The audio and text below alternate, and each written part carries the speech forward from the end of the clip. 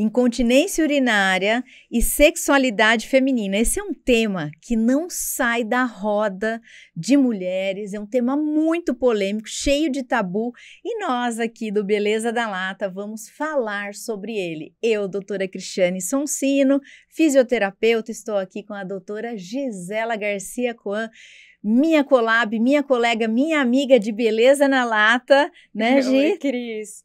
É um assunto extremamente importante.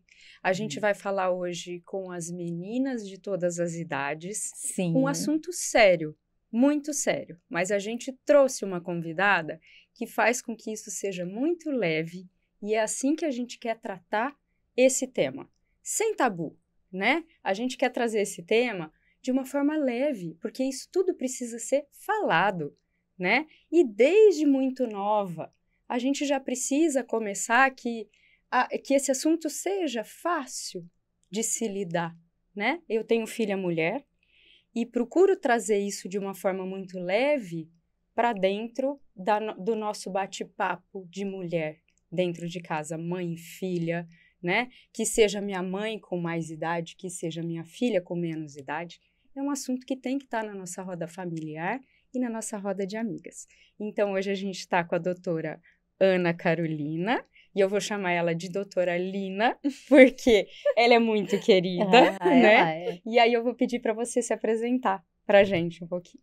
Ai, obrigada. Muito obrigada pelo convite e pelos elogios, porque realmente esse é um assunto extremamente cheio de tabus e que se a gente não traz com essa leveza, as coisas vão ficando muito tensas e não tem por que trazer mais ansiedade, mais estresse para o nosso dia a dia que já é tão corrido e tão cheio de coisas. Então, realmente são assuntos que a gente precisa trazer com leveza. Boa tarde a todos, meu nome é Ana Carolina Fernandes, eu sou fisioterapeuta na saúde da mulher. Eu fiz minha formação em fisioterapia na UFTM, Universidade Federal do Triângulo Mineiro, terminei em 2015. Logo em seguida, na verdade, durante a graduação eu já me apaixonei pela saúde da mulher, isso é uma história paralela que gasta algumas lágrimas, inclusive. Me apaixonei pela saúde da mulher. Então, quando eu terminei todo o meu mestrado, a minha formação, mestrado, doutorado, tinha que ser na saúde da mulher, não tinha como fugir. Fiz o meu mestrado aqui na Faculdade de Medicina de Ribeirão Preto, na USP. Estou terminando o meu doutorado agora também na faculdade. Os dois, trabalhei com saúde da mulher. No mestrado, eu trabalhei justamente com isso que você estava falando, voltado para a importância da comunicação dentro das disfunções de assoalho pélvico. E isso é uma coisa muito importante, a questão da comunicação e como a gente discute esses assuntos. E agora trabalhando um pouquinho com aprendizagem motora também nas disfunções de assoalho pélvico. Muito obrigada pelo convite, por estar aqui hoje com vocês, dividindo esse cafezinho da tarde. Viu a grande importância disso tudo? Eu falo isso, Carol, porque a gente fala muito de a sexualidade como algo pesado, né? Como a incontinência urinária, como algo pesado, porque é algo que te deixa muito chateada, vamos dizer assim, né? É algo que tem um impacto na vida social feminina muito grande. E parece que é uma das maiores causas de depressão nas mulheres quando elas já entram numa idade um pouco mais avançada, porque você vai para uma festa com aquele medo.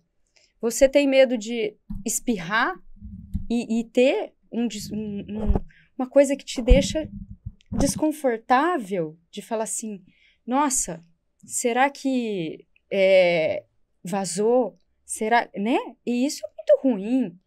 Então, existem procedimentos, existem técnicas e tratamentos hoje. Então, a mulher não precisa mais passar por isso. Só que a gente não conversa sobre isso. Né? Eu falo que a gente estava discutindo aqui, eu hoje não me preparei para o assunto, hoje eu vim como mulher, porque hoje eu quero saber, né? E acho super importante. Hoje a gente vai mais te perguntar, né? Hoje a gente vai mais aprender. Hoje nós vamos aprender. Vamos nos consultar, aliás, né? E aí antes da gente começar a nossa gravação aqui, a gente estava falando do cafezinho. E aí, quem tá certo aqui? Ó, gente, eu tô só na água. Água e e café, água e café. E aí a gente começou a falar, e aí, o que você fala pra gente sobre isso? Então... Nossa, muitas coisas. O café, a gente estava conversando um pouquinho, né? O café, ele é uma bebida estimulante, né? Então, ele estimula nosso corpo inteiro, inclusive a filtração e a atividade detrusora, né? Então, é a atividade da bexiga. Então, dependendo do sintoma que a gente tem, se é uma mulher que tem aquela vontade louca de ir no banheiro que a gente chama de bexiga hiperativa, o cafezinho é o inimigo, porque vai fazer com que ela tenha mais vontade. Isso não quer dizer que é para parar de tomar o café, é tomar com moderação. Mas... isso, ele pode ser o inimigo nessa situação, mas aqui entre a gente, eu acho que por enquanto só um pouquinho, só um pouquinho, vai dar tempo da gente gravar. E na mulher que tem a queixa, né, doutor, o excesso pode ser um fator causal para incontinência urinária, para bexiga hiperativa, né? Acho que a gente podia falar quais são as causas, ou seja, o que promove a incontinência urinária feminina. Tá. A bexiga hiperativa, então vou começar por aí. Sim. Ela em si, ela não é uma incontinência urinária, porque eu posso ter essa vontade incontrolável de ir no banheiro e dá tempo de chegar no banheiro. Não tem a perda, Não tem a perda, porque eu tenho os outros componentes funcionais trabalhando de forma adequada, né?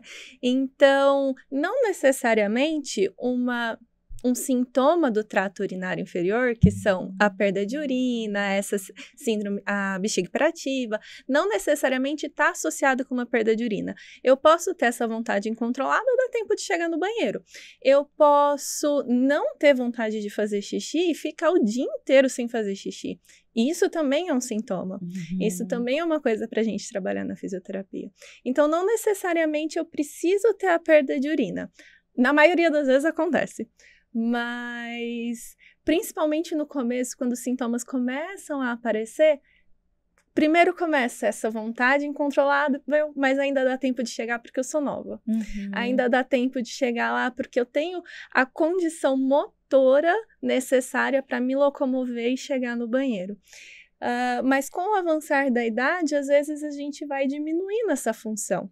Né? Então, a gente continua tendo a vontade incontrolável de ir no banheiro, que lá quando eu era adolescente, por volta dos meus 30, 40 anos, não era um problema, agora passa a ser porque eu não tenho mais a função de locomoção adequada para eu chegar no banheiro.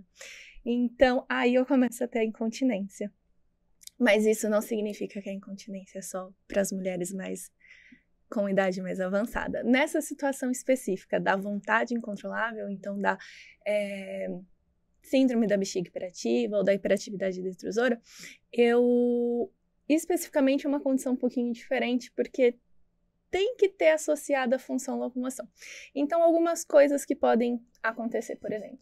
Sabe aquela mulher que eu vou sair de casa agora, eu não tô com vontade de fazer xixi, mas, eu vou numa loja, eu não sei que hora que eu vou voltar, então eu vou no banheiro agora fazer xixi, porque eu não sei se vai ter banheiro lá, Esse condicionamento da bexiga a ir no banheiro, mesmo sem estar com vontade, já é uma coisa que pode gerar. Porque vai acostumando a bexiga que ela era acostumada a conseguir segurar 500 ml de urina, como você está treinando ela aí antes no banheiro, ela vai segurando cada vez menos, Então, isso pode ser uma coisa que mais pra frente, com o condicionamento, você vai ter vontades mais rápidas e incontroláveis de ir no banheiro. Porque agora a sua bexiga, ela tá acostumada a segurar 200 ml e achar que tá estourando de vontade de fazer xixi. Então, o ideal é fazer xixi quando tem vontade. Quando tem vontade, exatamente. E a gente fala de um intervalo médio de 3 horas. Óbvio que vai variar de pessoa para pessoa. Mas ir no banheiro com intervalo inferior a 3 horas, não dá tempo de ter filtração suficiente e formação de urina suficiente para encher a bexiga. Então, a cada meia hora, tem muita paciente que chega no consultório indo no banheiro a cada meia hora. não dá tempo de formar a urina. Não dá tempo de ter a filtração e formar É vontade urina. de fazer xixi e uma capacidade menor de segurar o xixi. estoque. Exatamente, o estoque está precisando treinar esse estoque para conseguir Uhum. armazenar mais. Sim. A gente estima que 10 a 20% da população feminina vai ter incontinência urinária. Eu anotei aqui a Kate Winslet, que é a atriz que fez o filme do Titanic. Ela foi uma das atrizes que levantou a bandeira, porque ela teve filhos e falou sobre se molhar, né, após ter filhos. Então, é difícil a mulher comentar na roda que tá perdendo xixi, né? Sim, muito, muito. E isso não... Tem a questão do tabu relacionado ao que o outro vai pensar de mim, mas também tem uma questão de problemas de tabu com você mesmo, de assumir que seu corpo não tem mais as condições fisiológicas esperadas. Porque o esperado lá na infância, é aceitável perder urina, porque está em processo de desenvolvimento.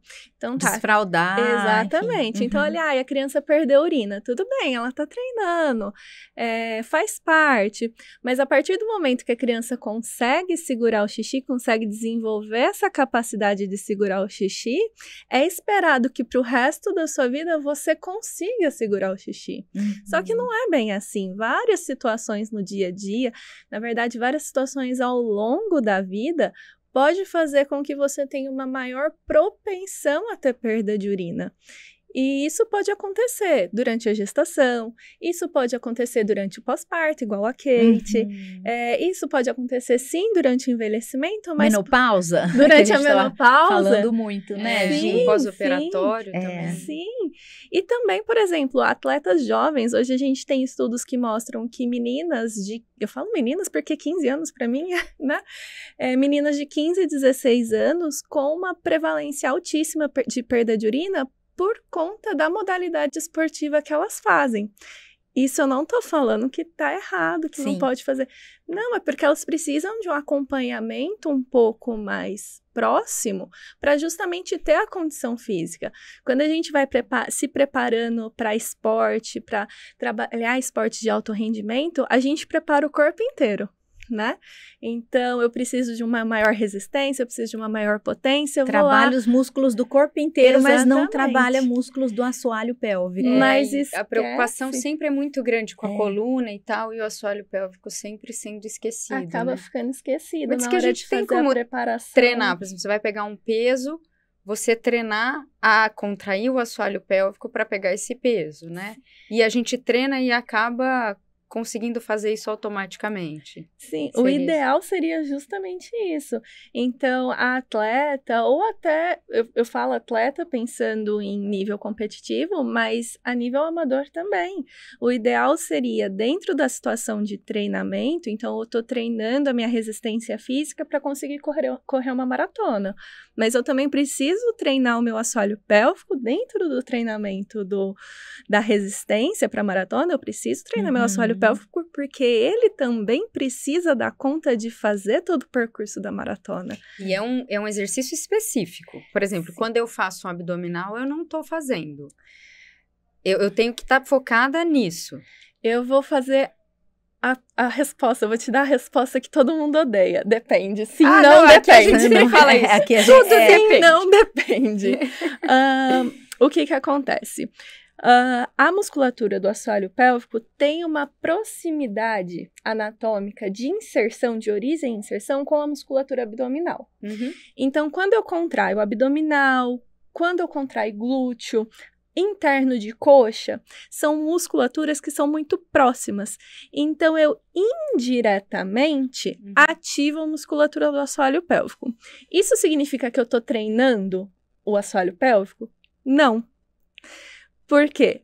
Contração involuntária, contração indireta, não melhora a força nessa situação. Então, eu precisaria, junto com o abdominal, contrair a musculatura do assoalho pélvico. Junto com o treino de interno de coxa, contrair a musculatura do assoalho pélvico. Eu tô te junto com o perguntando agachamento. Eu tô te perguntando isso porque eu tive uma professora mulher E que aí, quando ela dava aula de abdominal, ela falava... Contrai, segura o xixi. Uhum. E foi a única que me falou isso, era uma mulher. Então, aí estaria sendo efetivo nesse caso. Ela estaria justamente realmente pedindo para você recrutar, porque se você pede, se você fala, não, você precisa segurar o xixi, indiretamente, por mais que você não saiba exatamente o nome da musculatura que você está ativando, indiretamente você vai segurar o xixi. Você sabe segurar o xixi. Então, a gente já pode trabalhar o segurar o xixi. Exatamente. Então, ela estava te pedindo para acionar junto. Você estava acionando o abdômen para fazer o abdominal e a musculatura do assoalho pélvico, porque ela ficava te pedindo seguro o xixi. Devia ser uma regra para todas as mulheres isso, né? Igual a doutora falou, na área desportiva, então a mulher que faz esporte e compete para isso, né, deveria, durante o treino, ter essa contração. O que faz a mulher jovem, mas que faz uma atividade física intensa, ter perda de xixi? Porque hoje a gente tem mulheres que fazem crossfit. Uhum. O crossfit, ele tem impacto. Então, você pega mulheres que não têm um treinamento, porque tem as atletas, elas desenvolvem isso, né? Desde a infância e vai para a área desportiva, né? De competição. Mas também a gente tem uma mulher que não é atleta, vai para o crossfit e lá tem impacto, lá pula caixa, lá, né? Tem uma série de impactos importantes, né? Explica para a gente entender o que essa atividade tão intensa causa no músculo do assoalho pélvico, que faz com que uma mulher saudável e jovem tenha perda do xixi. São duas situações que a gente precisa pensar. Uma, a gente vai pensar de forma biomecânica mesmo, então pensando o que a gravidade vai gerar quando eu salto, quando eu saio do chão e pulo numa caixa, ou quando eu pulo no chão mesmo, pulando corda, coisa do tipo, ou jump, por exemplo.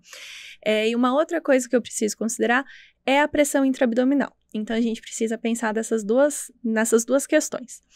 A musculatura do assoalho pélvico, eu acho legal trazer isso, porque às vezes, nossa, inclusive eu devia ter trago a minha pelve. Eu estava pensando nisso nossa, agora. Eu não acredito que eu não trouxe minha uma pelve, imagem, mas né? tudo bem. Não, eu tenho uma de crochê mesmo.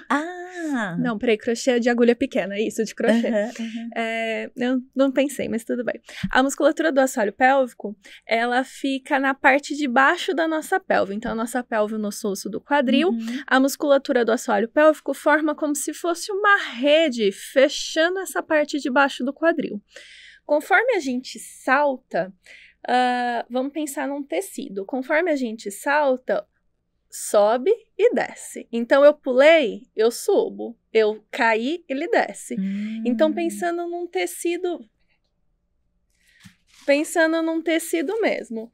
Quando eu salto, ela sobe. Quando eu caio, ela desce. Só que isso daqui com órgãos aqui em cima. Então, eu tenho a minha bexiga aqui em cima, eu tenho o meu útero aqui em cima e eu tenho o meu reto. Então, conforme eu salto, a gravidade perde a gravidade, né? Então, eu não tenho um impacto aqui. Mas quando eu desço, toda a pressão da minha bexiga, do meu útero, do meu abdômen, toda essa sobrecarga vem em cima da musculatura. Então, eu saltei, perdi essa pressão. Quando eu caio, vai toda essa pressão aqui em cima. Agora, pensa isso uma vez, 2 vezes. Uma menina que treina desde os seus 5, 6 anos, porque se a gente vai pensar numa atleta, ela começa a treinar lá atrás.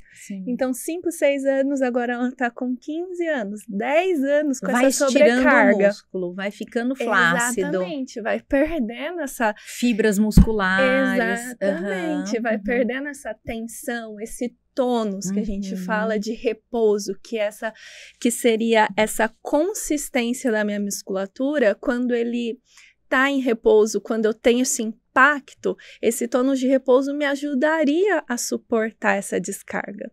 Só que isso eu tô falando de um salto e não de 10 anos de salto.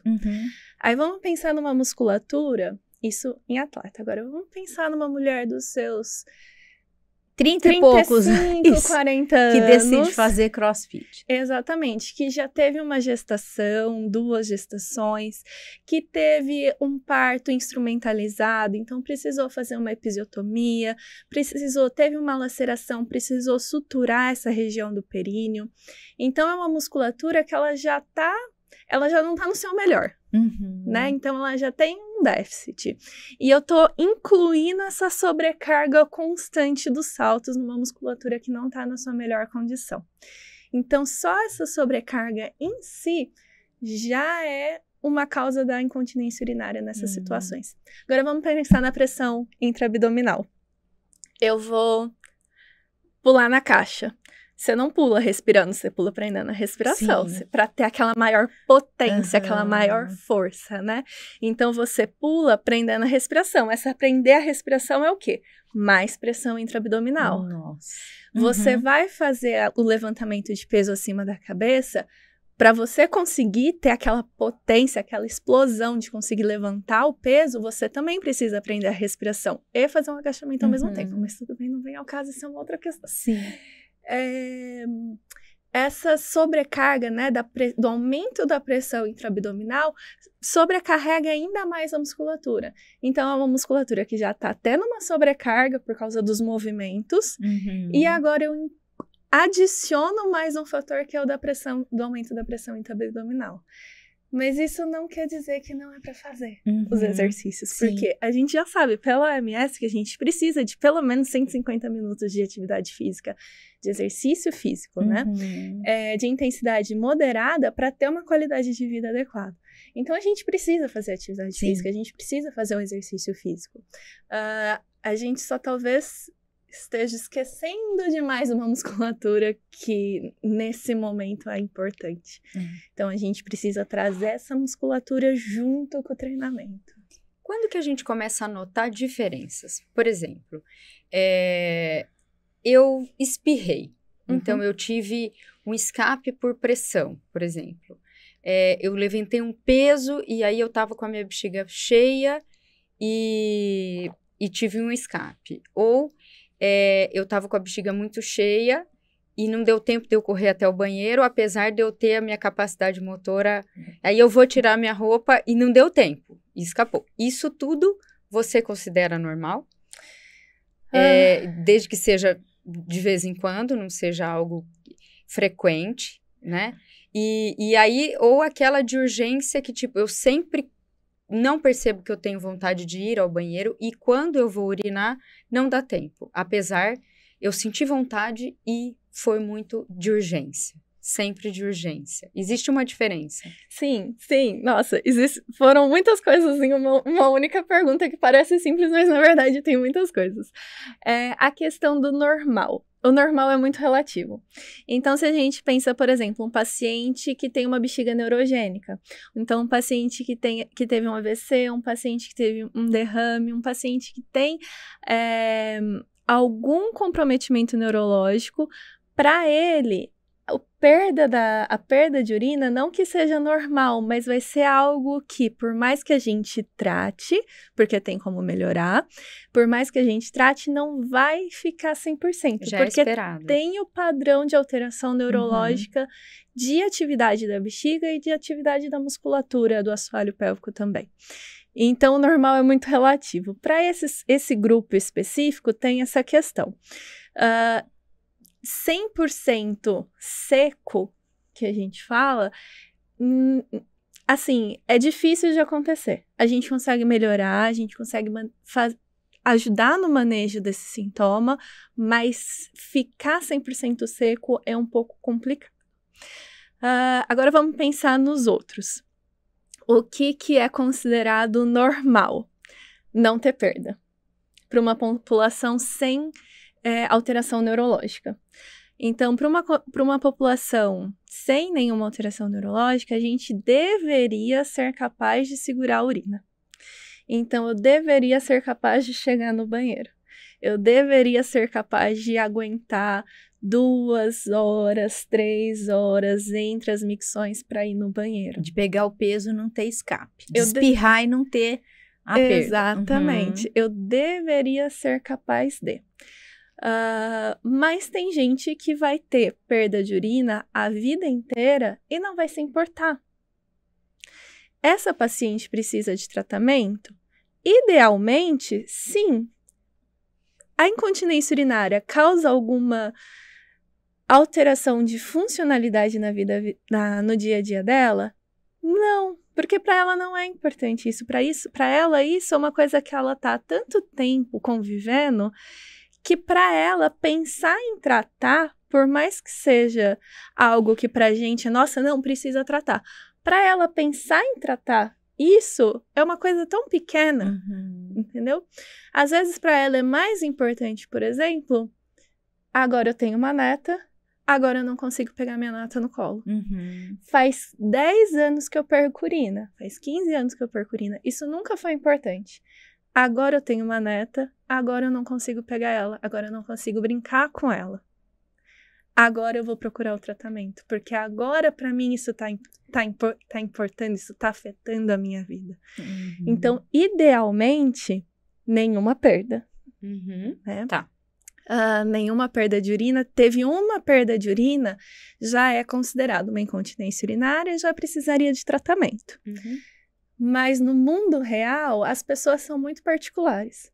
Então, para uma pessoa, ela pode passar anos da vida perdendo urina e para ela aquilo não é nada. Entendi. Mas o quanto antes se começar a trabalhar isso, melhor, né? Sim. Mesmo não tendo, por exemplo, nenhum escape. Trabalhar a prevenção mesmo, né? Sim. De incontinência, de perda de xixi.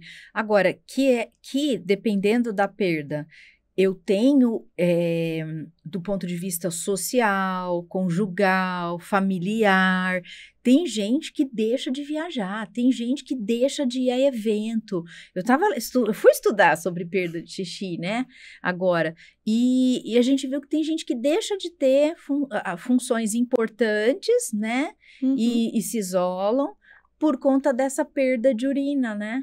Deixam de ir a eventos sociais. Então, quando começa a atrapalhar essas relações também, a pessoa demorou para buscar, né? Mas sempre é tempo. Sempre. Quem não tem disfunção neurológica, vamos pensar assim, não teve um AVC, não teve, né, alguma outra disfunção, dá tempo de corrigir. Então, para a mulherada que está assistindo a gente aqui e está com perda de xixi, pronto. Então, a gente falou bastante que isso deve se olhar. Sim, e o que pode fazer para melhorar? Quem que procura? O que tem hoje de mais moderno para, se eu quiser parar de perder xixi, né, e não me tornar uma pessoa de mais idade com uma perda, usar fralda, porque chega uma hora que tem as calcinhas, né? Sim. Tem essa evolução. Então, dicas agora, orientações, o que pode se fazer? Vamos lá. Para prevenir, para tratar. Para prevenir, para tratar. A resposta é a mesma. Treinar os músculos do assoalho pélvico. Por mais que a gente hoje tenha tecnologias, então tem uso de realidade virtual para fazer o treinamento dos músculos do assoalho pélvico, tem uso de tecnologias de ponta pensando no treinamento, o básico ainda, o arroz com feijão ainda é o melhor. Então, o treinamento dos músculos do assoalho pélvico. Eu perco a urina em situações muito específicas, a realidade virtual está aí para ajudar muito a gente a treinar os músculos do assoalho pélvico dentro dessa situação de perda.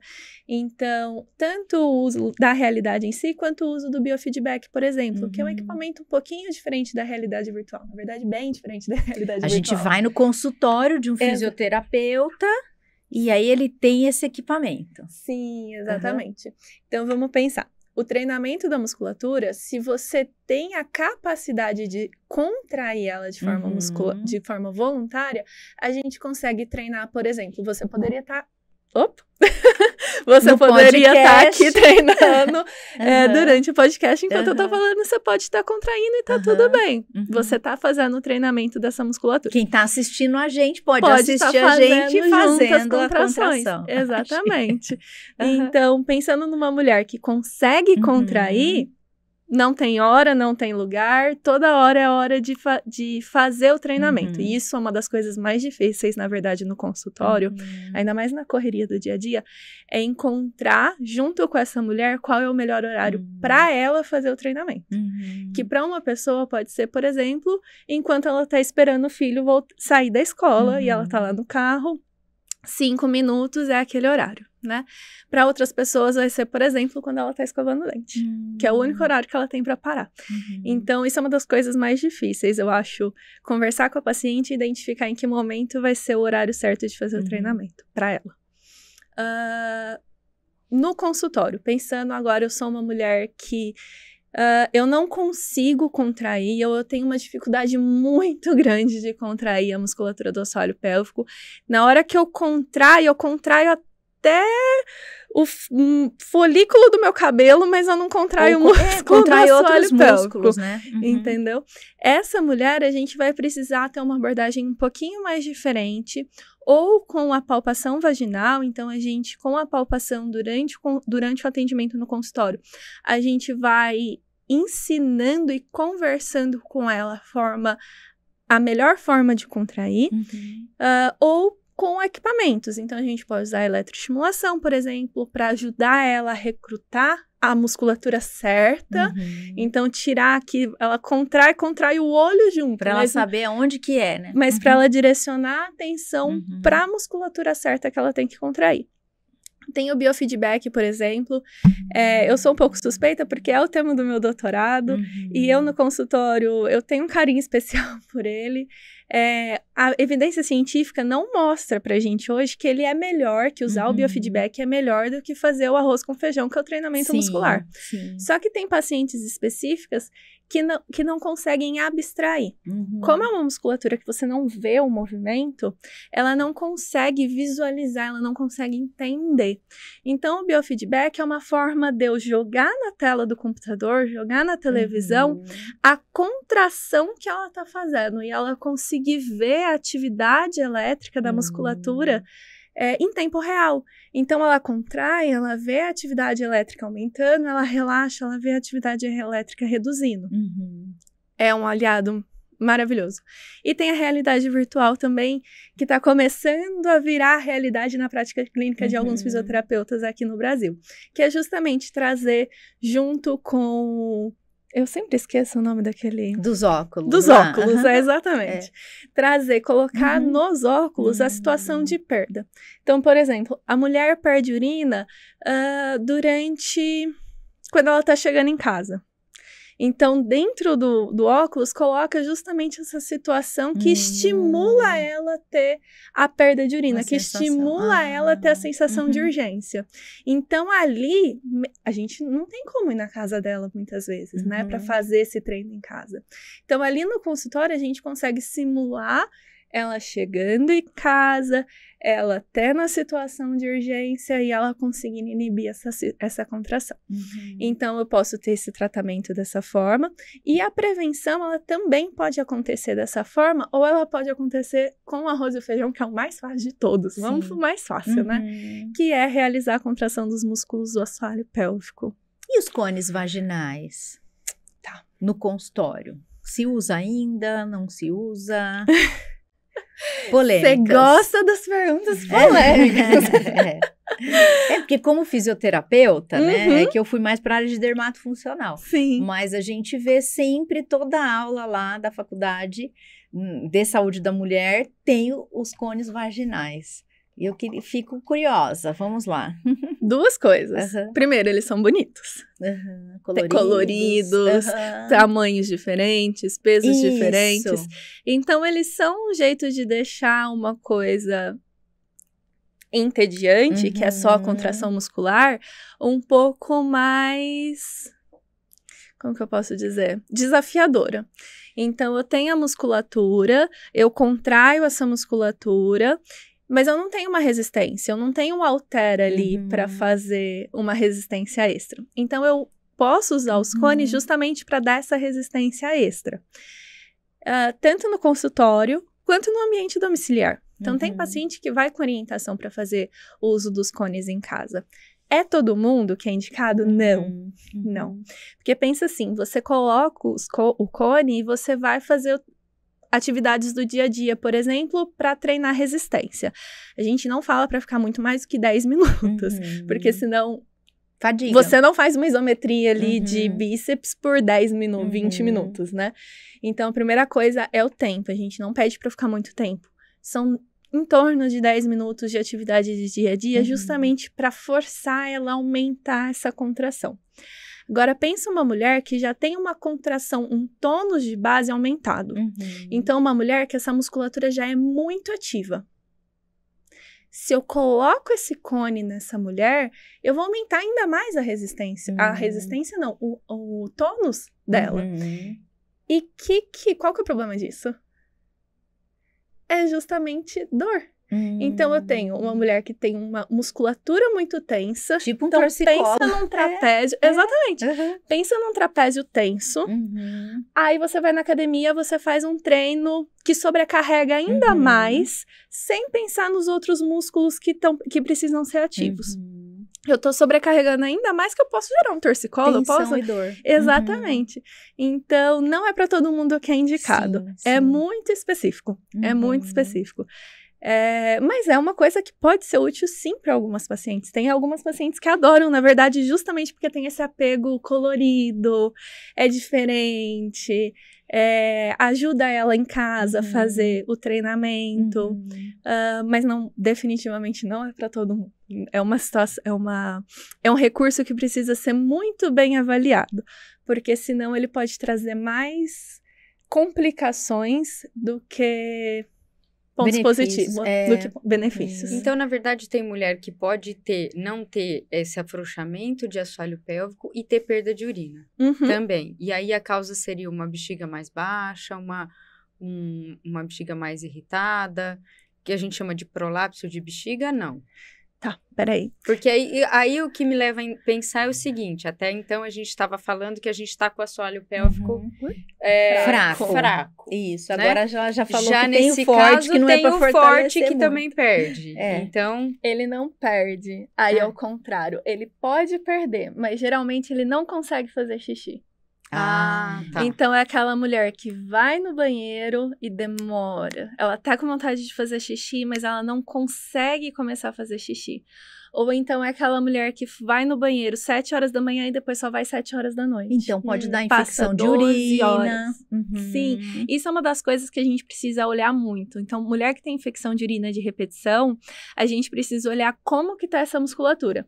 Porque justamente a musculatura que ela tava fraca, ela pode ficar tensa de uma forma que perde aquela mobilidade. Então, que perde aquela mobilidade do perder a gravidade, ter a gravidade, a musculatura fica tão tensa que a uretra que passava aqui no meio, agora ela tá tão apertadinha que ela não consegue esvaziar o xixi, que ela não consegue começar a fazer xixi, que ela não consegue fazer toda a urina.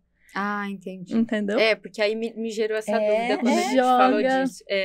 Na menopausa, tem uma questão relacionada diretamente à menopausa com relação é hormonal, vamos dizer assim? Sim. Essa região genital como um todo, ela recebe muita influência hormonal.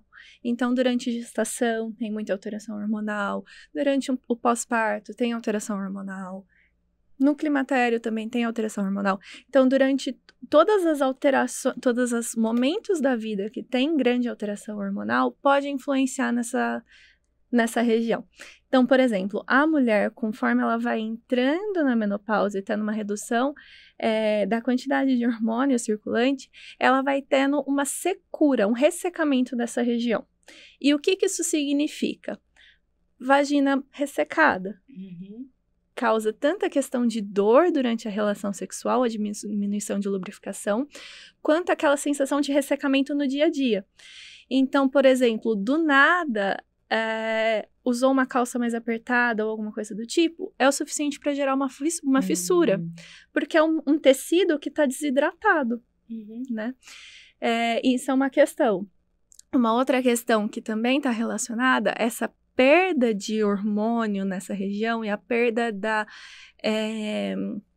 quantidade de líquido nessa região é a cooptação da uretra. Palavra, nome feio, né? Nome grande. O que é essa cooptação da uretra? Uma das coisas que ajuda a gente a conseguir segurar o xixi é um muco que a uretra produz. Então, essa uretra, esse muco que a uretra produz, faz com que a uretra ela fique sempre levemente fechadinha. Ela não é um tubinho. Então, ela sempre fica levemente fechadinha. Conforme eu vou perdendo a influência hormonal nessa região e perdendo a hidratação dessa região, esse muco, ele deixa de ser produzido, ele diminui a produção até deixar de ser produzido. Então, eu perco esse componente que me ajudava a segurar o xixi antes, entendeu?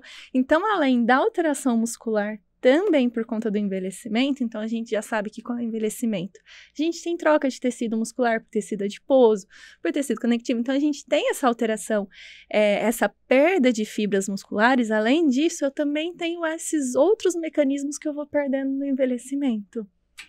Entendi. Quer fazer o resumo, Gia? A Gia, ela fecha bem os temas, porque a gente vai falar também de sexualidade, né, Gia? Eu pensei em várias coisas, assim, e pra te falar a verdade, eu tô com vontade de fazer xixi agora. É um bom horário pra dar uma pausa.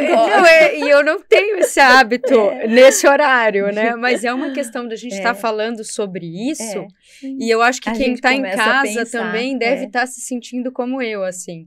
Existe uma questão muito de percepção das coisas. Então, quando você fala assim, você tem que ter um horário para fazer isso, para segurar. Então, é uma questão de percepção.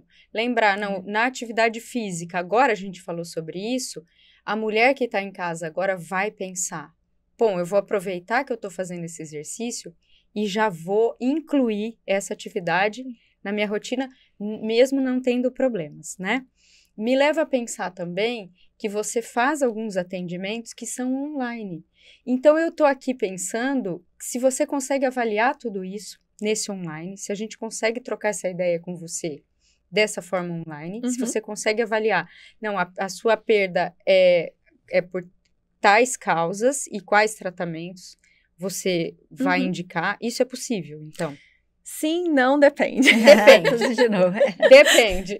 Gente, então vamos dar uma pausa, aproveitar que a gente tocou no assunto. Esse assunto realmente faz a gente querer ir ao banheiro. Nós vamos dar uma pausa aqui, conversar mais e depois, etapa 2, segunda parte do nosso podcast. Pessoal, aproveita aí você que também tá querendo ir ao banheiro, quer ver como é que tá a sua continência, se você sabe contrair ou não essa musculatura. E, Gi, deu vontade de fazer xixi. Agora a gente vai rapidinho. É isso aí. Voltamos já. Até a parte 2.